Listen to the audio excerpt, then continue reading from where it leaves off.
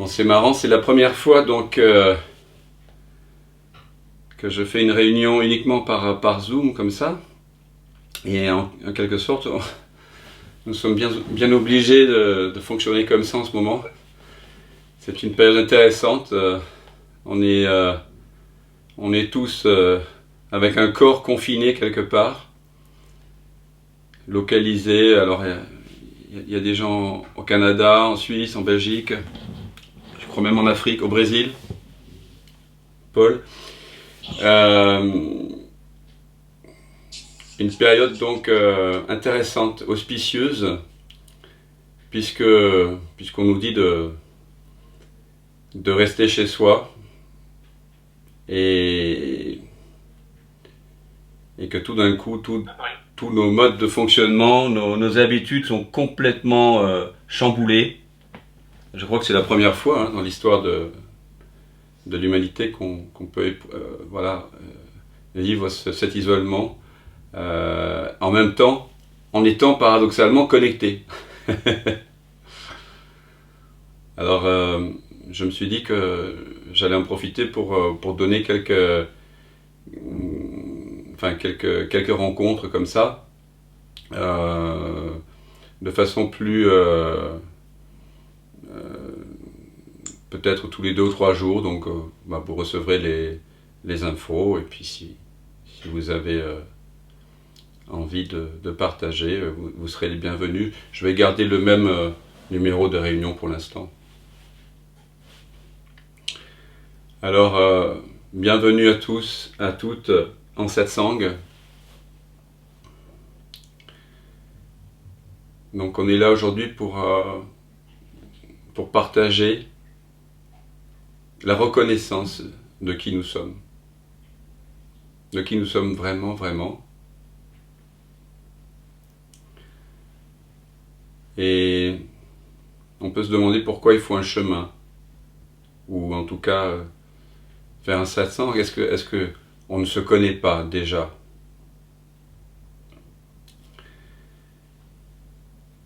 La question qu'on se pose ici, c'est vraiment qui suis-je? Et nous n'allons pas y répondre de façon psychologique. La plupart des humains vivent leur vie en ayant tout le temps l'attention tournée vers l'extérieur, vers les perceptions, vers les formes. Et quand je parle des perceptions, ce sont les 5 perceptions qui nous arrivent par le truchement des 5 sens, ainsi que la pensée. Nous vivons nos vies en général avec l'attention exclusivement portée vers les perceptions qui sont changeantes. Et très rarement nous nous posons profondément la question « qui suis-je » ? Qu'est-ce qui perçoit? D'où est-ce que je viens vraiment?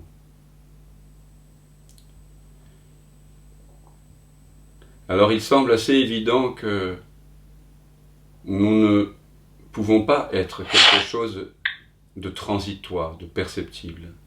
Nous ne pouvons pas être simplement un ensemble de sensations fluctuantes. Si j'écoute le corps, par exemple, avec son concerto sensoriel, ça va, ça vient, ça va, ça vient. Il n'y a rien de stable là-dedans. Dans le mental non plus. Les pensées vont et viennent dans un balai parfois incessant. Mais ce que nous sommes,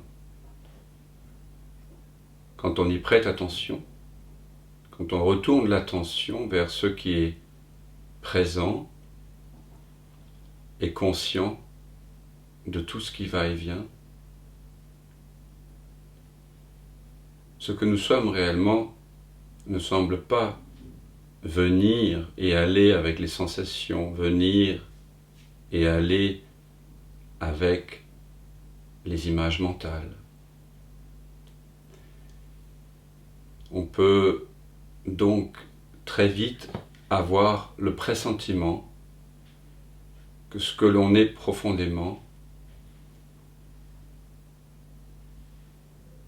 à la fois précède les perceptions, est présent pendant qu'elles défilent et demeure lorsqu'elles se sont résorbées. Donc ce que je découvre quand j'écoute le corps mental, ce que je pensais être, ce pourquoi je me prenais, c'est qu'en réalité, ce corps mental est un ensemble de perceptions fluctuantes, transitoires. Le corps mental n'est pas ce qui perçoit. Et ça, c'est une des découvertes les plus extraordinaires qu'un être humain puisse faire. Donc, pour se connaître dans la tradition non duelle, on a une approche qu'on appelle négative. Négative dans le sens où on ne peut pas affirmer ce qu'on est réellement, comme ça, de but en blanc, puisque ça s'appuierait sur la mémoire, ça s'appuierait sur des expériences qu'on aurait déjà étiquetées. Donc pour se connaître vraiment, il faut se libérer justement des définitions que nous avons de nous-mêmes, de la vie, les définitions que nous avons établies à propos de ce qui est bien, mal, juste, injuste, intéressant, pas intéressant. Nous sommes enfermés en quelque sorte dans des définitions. Et en nous enfermant dans une définition, dans un ensemble de définitions, et en enfermant aussi les autres dans des définitions, en fonctionnant tout le temps à partir de la mémoire, nous sommes coupés de cette présence, de cette conscience dans laquelle tout apparaît et disparaît, de ce mystère, de l'être. Nous sommes coupés, nous sommes pris pour une personne séparée. Et de ce sentiment de séparation naît ses corollaires obligés, la souffrance et le conflit. Donc c'est pas rien de prendre un temps, comme nous le faisons ce soir, pour remettre en question toutes ces définitions que nous avons accumulées, mais les remettre en question de façon radicale, absolue. Il ne s'agit pas ici de chercher une nouvelle définition. Il s'agit de voir ce qui reste lorsque toutes les définitions ont été vues comme étant de simples perceptions transitoires. Et donc, traditionnellement, dans l'Advaita par exemple en Inde, Advaita signifie non-dualité. En Inde, traditionnellement, nous approchons ce que nous sommes réellement de façon négative. Déjà dès la Brihadaranyaka Upanishad, il y avait cette invitation au neti-neti, comme on le dit en sanskrit, qui signifie ni ceci, ni cela, qui est donc la principale approche de connaissance de soi. On doit rejeter tout ce qu'on n'est pas pour réaliser à la fin ce que l'on est vraiment. On doit rejeter tout ce qui est basé sur la mémoire, tout ce qui est basé sur la perception. Parce qu'on a ce pressentiment que ce que je suis, j'ai ce pressentiment. Et chacun d'entre vous, si vous êtes là ce soir, c'est que vous avez le pressentiment que ce que vous êtes réellement précède toute perception. Donc en général, on utilise cette approche dite négative, apophatique, pour découvrir qui on est. Et je vais vous proposer d'emblée quelque chose de très radical. C'est une sorte de neti-neti qui m'a été inspiré par l'enseignement de Nagarjuna, qui est un bouddhiste, philosophe bouddhiste du IIe siècle, qui rejetait toute forme, tout concept, même les plus ingénieux, à propos justement de ce dont on parle ce soir. Tout devait être rejeté. Et de son enseignement, j'ai concocté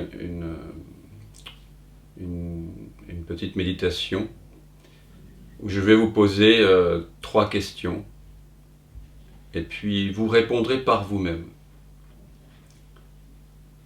Parce qu'évidemment, dans une telle rencontre, ce n'est pas moi qui va vous dire qui vous êtes. Je vais simplement vous proposer de faire des expériences pour que vous puissiez discriminer entre ce que vous n'êtes pas, ce pourquoi vous vous prenez, ce que vous croyez être, et ce que vous découvrez dans l'expérience directe. Il y avait un moine Chan du IXe siècle, du nom de Huangpo, qui disait « Le sage s'appuie sur ce qu'il voit, et non pas sur ce qu'il pense. L'ignorant s'appuie sur ce qu'il pense et pas sur ce qu'il voit. Vous voyez les choses telles qu'elles sont et ne vous préoccupez pas des autres. » Donc je vais vous proposer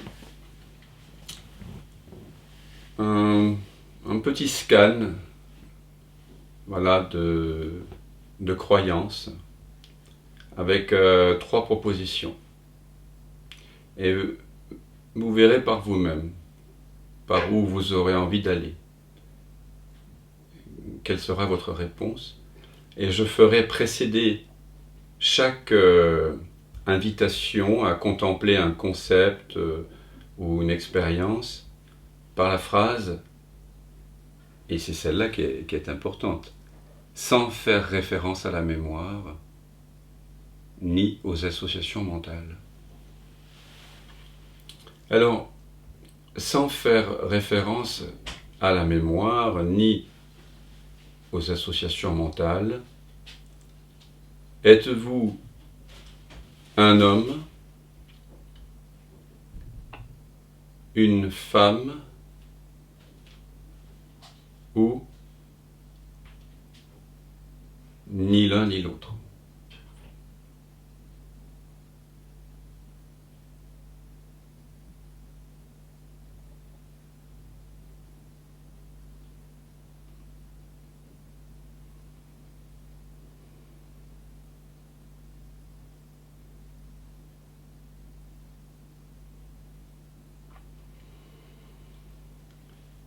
Sans faire référence à la mémoire ni aux associations mentales, avez-vous un âge? Êtes-vous sans âge? Ou ni l'un ni l'autre?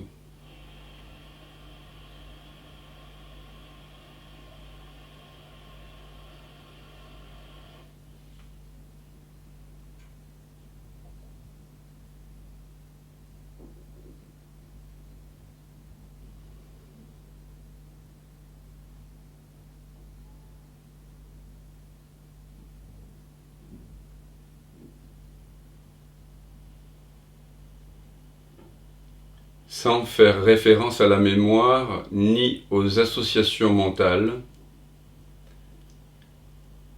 êtes-vous localisé quelque part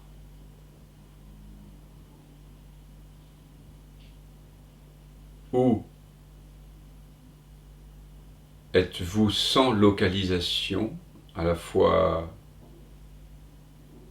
partout et nulle part à la fois? Ou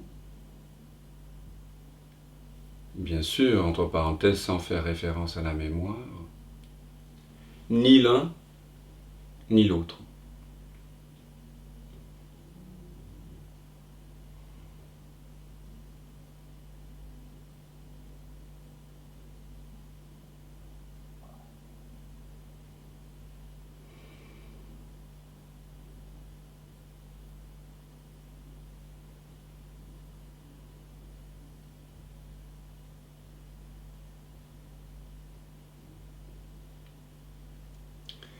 Sans faire référence à la mémoire,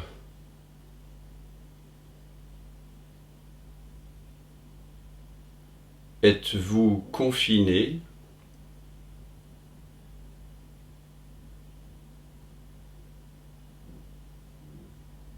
ou aucune chose, donc pas confinable,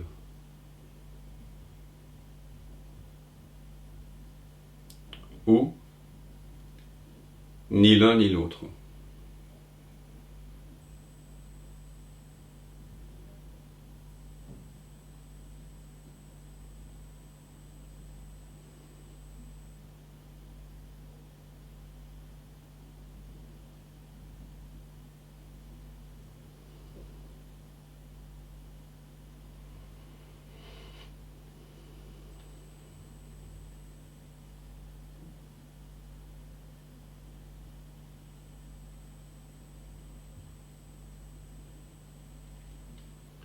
Sans faire référence à la mémoire ni aux associations mentales, êtes-vous dans le corps ou le corps est-il en vous ou ni l'un ni l'autre.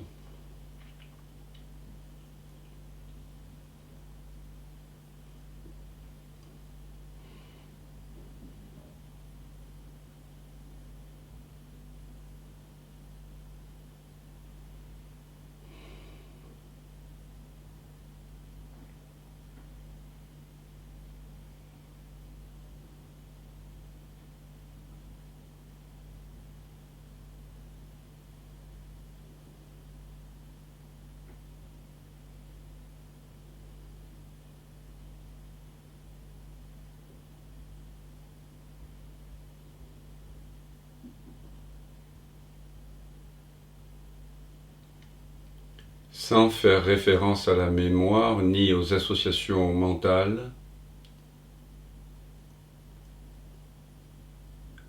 avez-vous un passé ou êtes-vous pure présence ?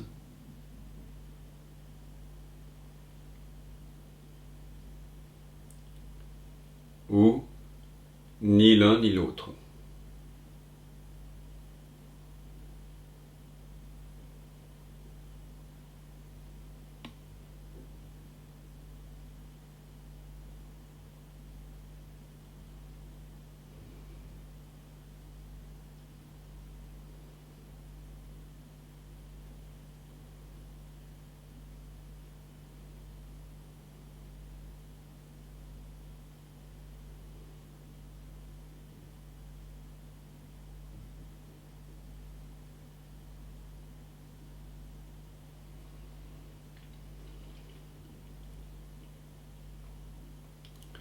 Sans faire référence à la mémoire ni aux associations mentales, savez-vous qui vous êtes ?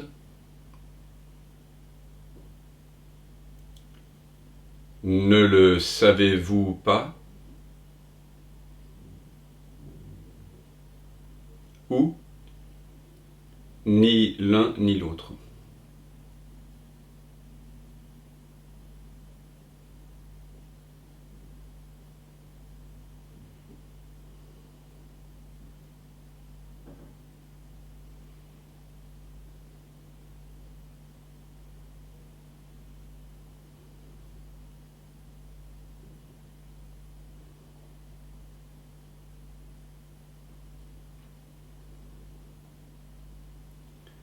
Sans faire référence à la mémoire ni aux associations mentales,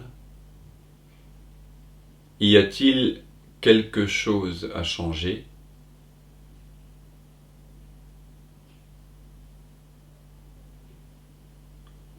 Ou n'y a-t-il rien à changer? Ou ni l'un ni l'autre?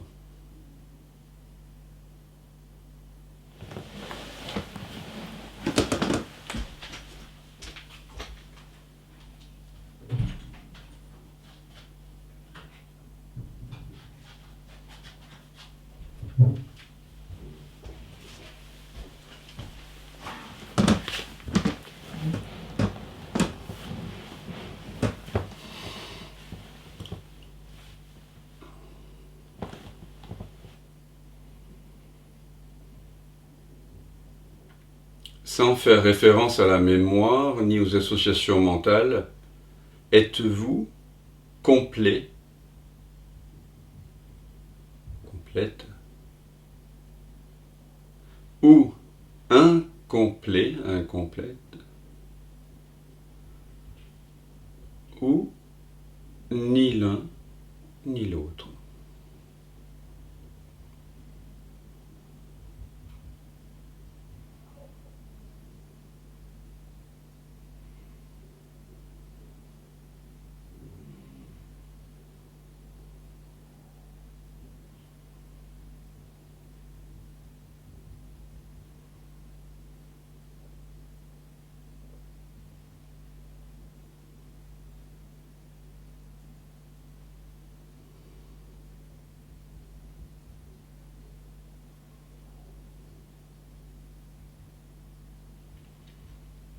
Sans faire référence à la mémoire ni aux associations mentales, êtes-vous libre,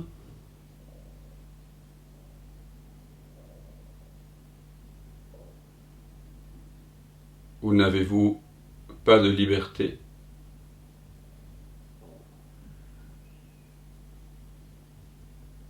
Ou ni l'un ni l'autre?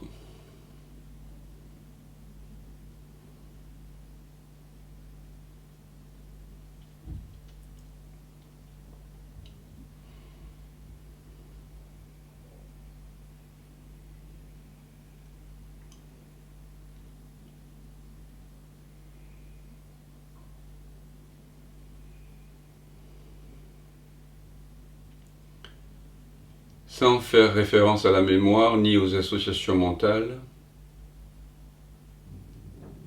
savez-vous ce qui est bien? Ne le savez-vous pas? Ou, sans faire référence à la mémoire, ni l'un ni l'autre?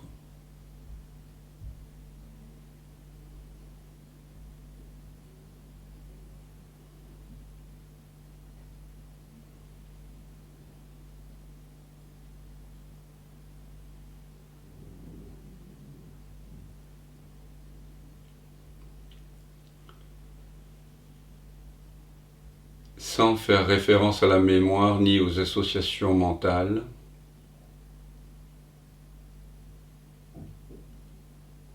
y a-t-il quelque chose comme une volonté personnelle, un libre arbitre, ou y a-t-il nulle volonté personnelle, nul libre arbitre, ou ni l'un ni l'autre?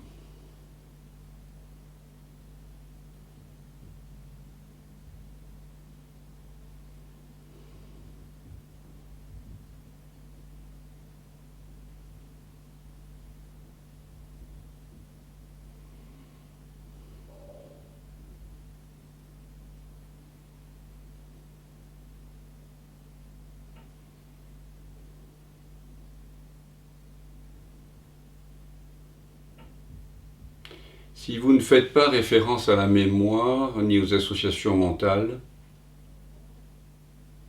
est-ce que l'éveil existe?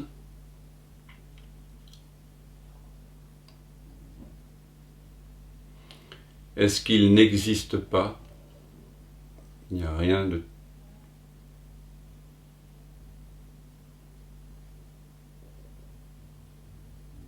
Ou ni l'un ni l'autre.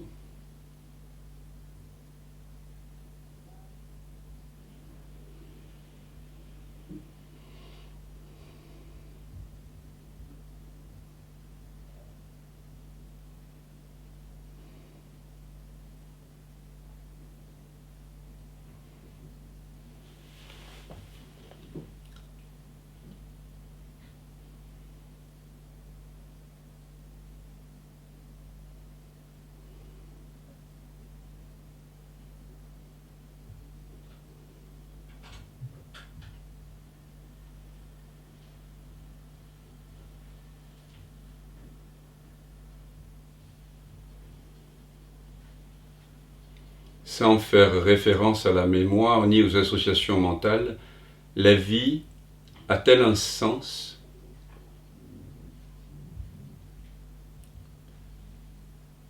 Ou la vie n'a-t-elle aucun sens?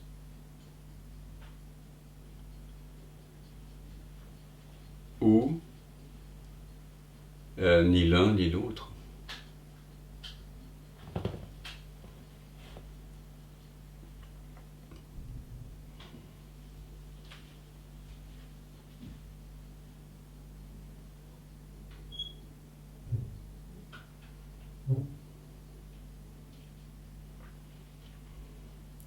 Et si vous ne faites pas référence à la mémoire, ni aux associations mentales, savez-vous pourquoi vous êtes là?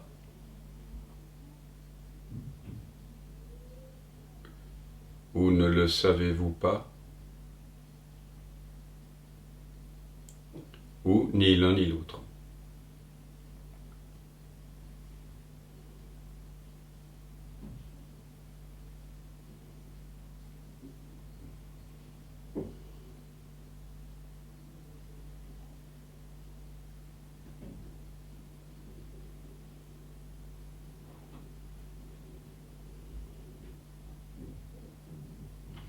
Si vous ne faites pas référence à la mémoire ni aux associations mentales, y a-t-il quelque chose à trouver?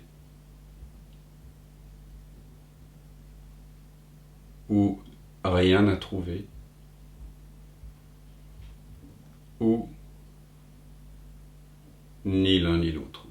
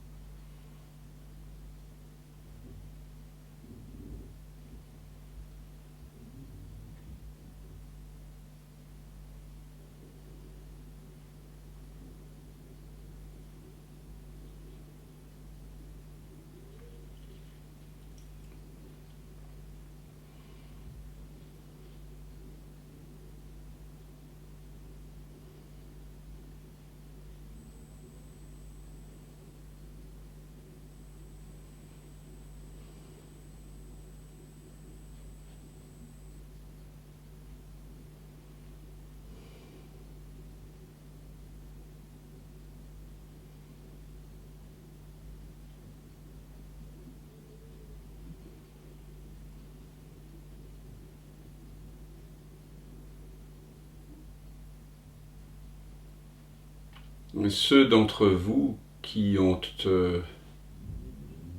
par maturité, sensibilité, par sagesse, ont reconnu l'inévitable ni l'un ni l'autre,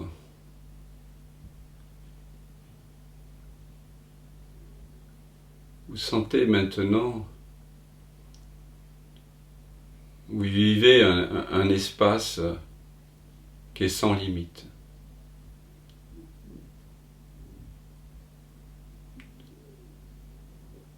Vous voyez, on pourrait continuer cette invitation qui me paraît d'ailleurs être une proposition très honnête.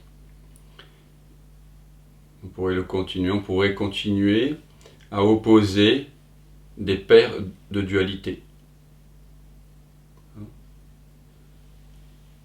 Pour, in fine, à chaque fois réaliser que si je ne fais pas référence à la mémoire, ni aux associations mentales, donc ni à la pensée. Je suis toujours au-delà. Au-delà, même si le mental et la personnalité et mon histoire voudraient aller vers un des deux pôles de dualité, si on laisse bien résonner le fait d'être sans mémoire et sans pensée, il est évident que c'est toujours ni l'un ni l'autre. Ça semble évident, comme ça, dit comme ça, mais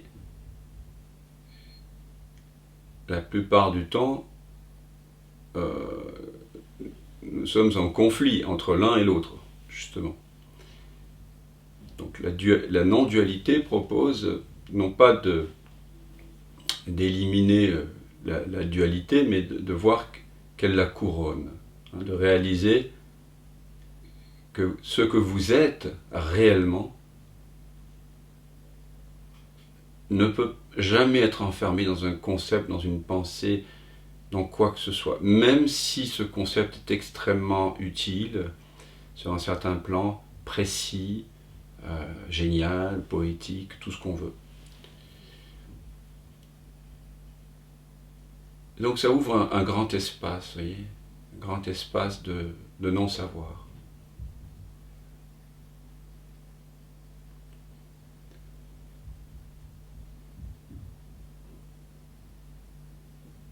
Où on est immédiatement en paix. Où il y a une complétude. Donc on peut tout de suite pressentir, oui, que la paix, la complétude, elle n'est pas du côté d'un des pôles. Elle est au-delà. Au-delà. J'ai une préférence pour cette façon de présenter le neti-neti que celle où elle est présentée traditionnellement dans les Upanishads, puisque ici on propose des paires de dualité. Et donc c'est en quelque sorte, on appâte le mental pour ensuite proposer ni l'un ni l'autre, qui d'ailleurs logiquement est imparable. Même quand on aime jouer avec le paradoxe, comme mon ami Michel, qui est là. Et qui d'ailleurs a écrit un très joli livre là, je ne sais pas s'il va l'éditer, sur les paradoxes. Alors, est-ce que vous avez envie de partager votre expérience?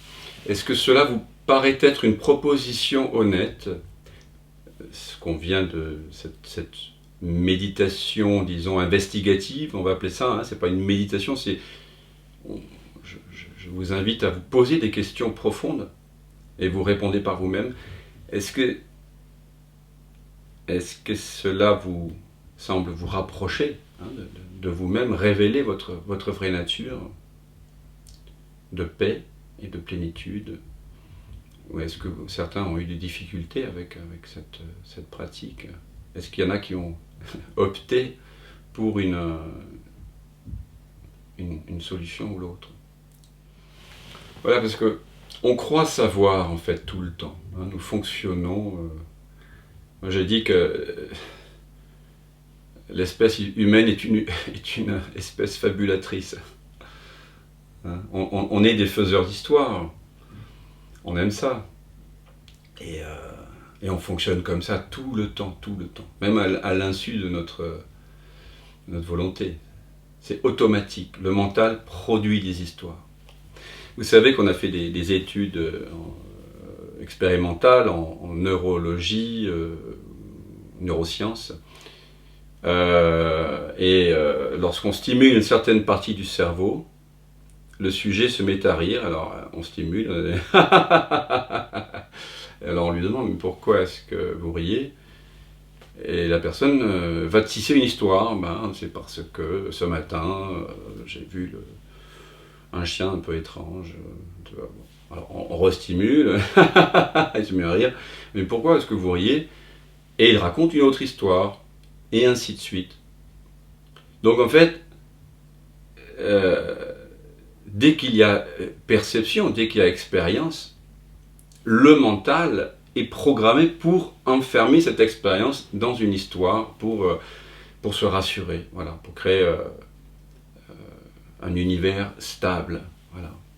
Alors en ce moment, l'univers, enfin peut-être pas l'univers, mais notre petit monde de confort et de santé est un petit peu ébranlé, en tout cas, voilà, sur ses bases. Et donc c'est intéressant. On croit savoir, on croit connaître à chaque instant.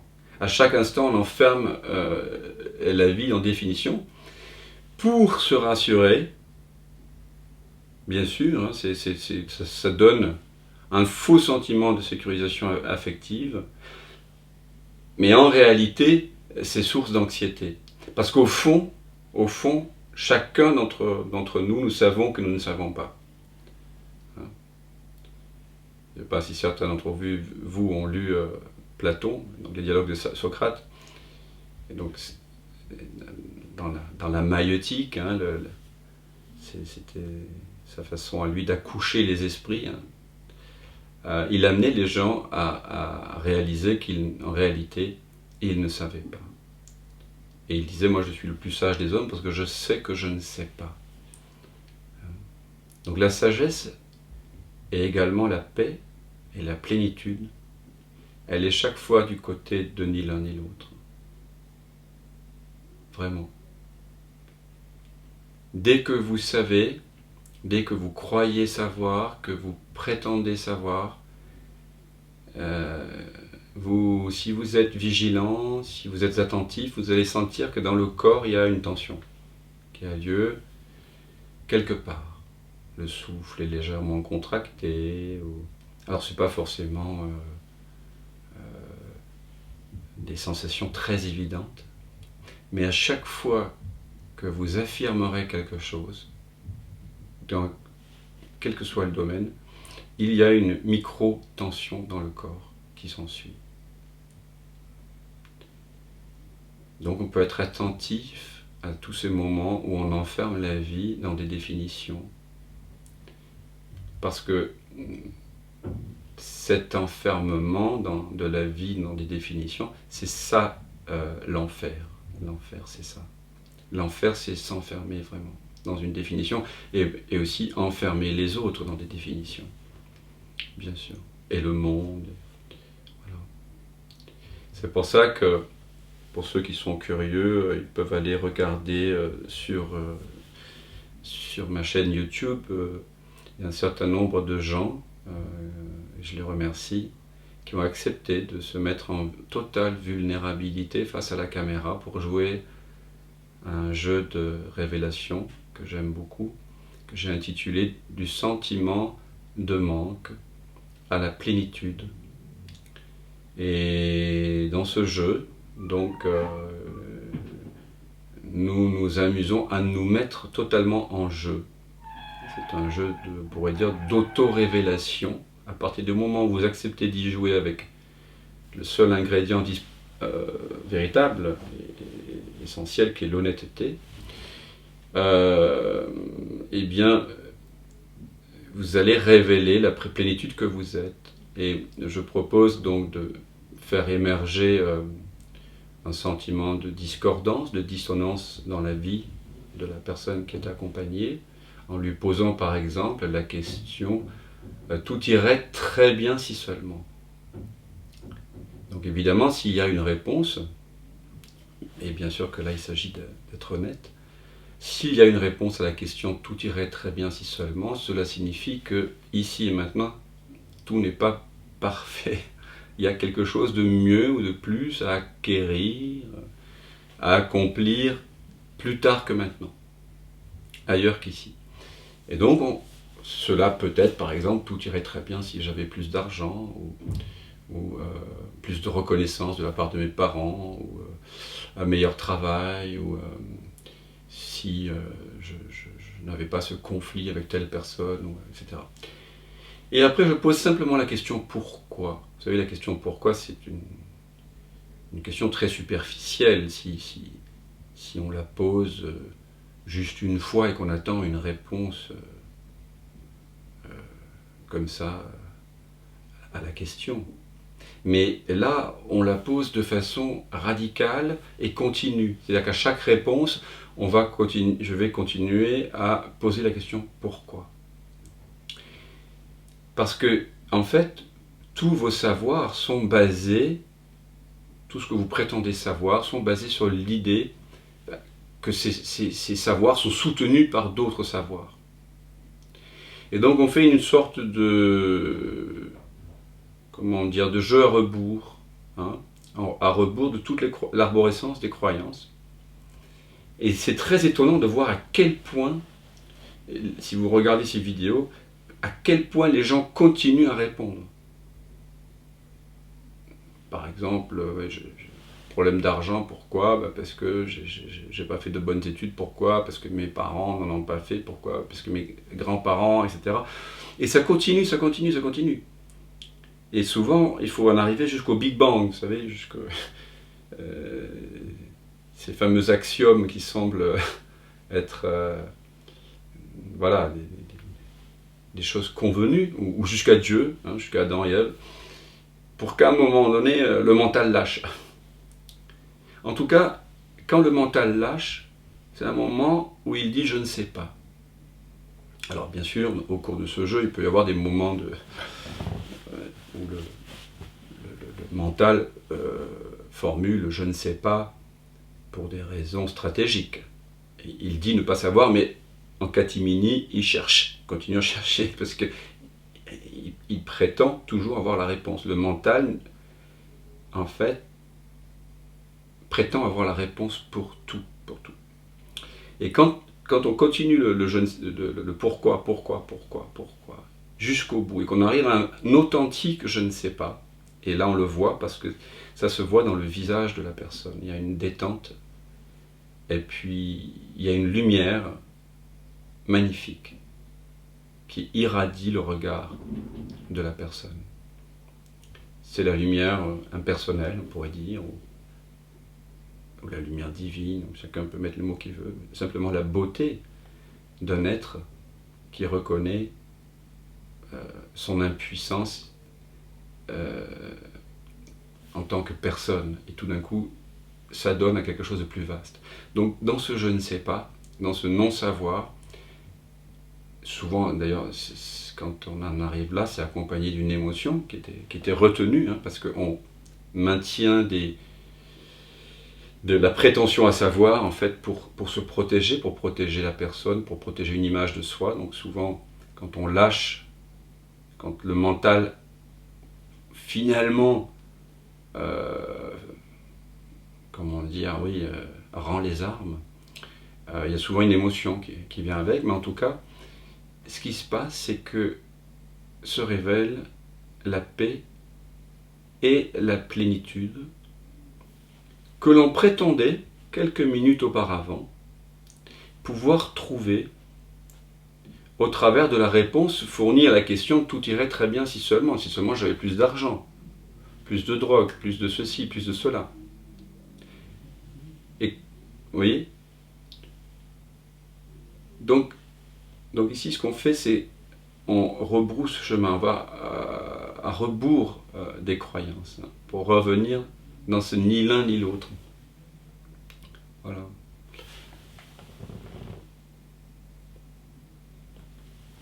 Alors, s'il y a une question, elle est bienvenue, sinon nous pouvons juste apprécier en silence ce ni l'un ni l'autre. Et sentir ce que ça fait que de ne pas savoir.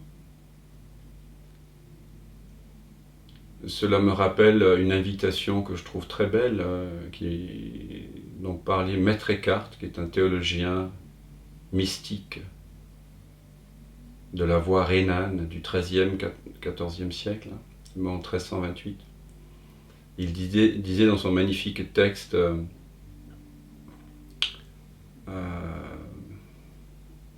de la pauvreté en esprit,